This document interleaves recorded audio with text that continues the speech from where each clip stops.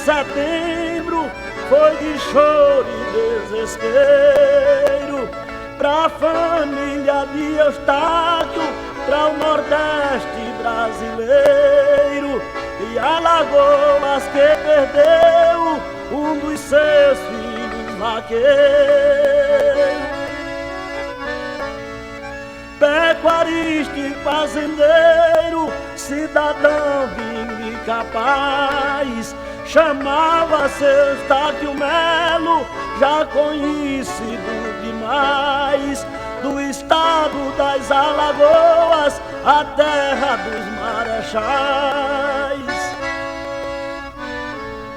Capela foi sua terra, o seu querido torrão, lugar que ele nasceu, o seu pedaço de chão. Hoje só resta seu nome por uma recordação.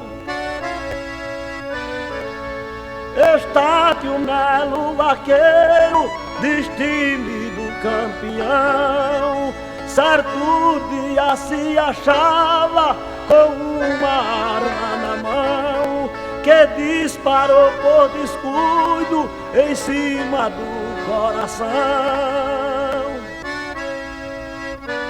Quando a arma disparou, a bala de aço escura, levaram pra socorrê-lo, mas porém não houve cura.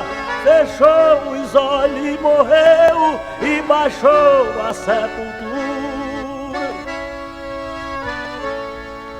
deixando mulher e filhos com o peito cheio de dores, tristeza aos seus amigos, prantos aos seus genitores. Os seus últimos troféus foram muitas coroas de flores. Dona Roberta, esposa, Eustaquinho, Zé Carreiro, Fernandinha e Yolanda ainda vivem em desespero, sentindo a falta de Eustáquio, bom pai e bom companheiro.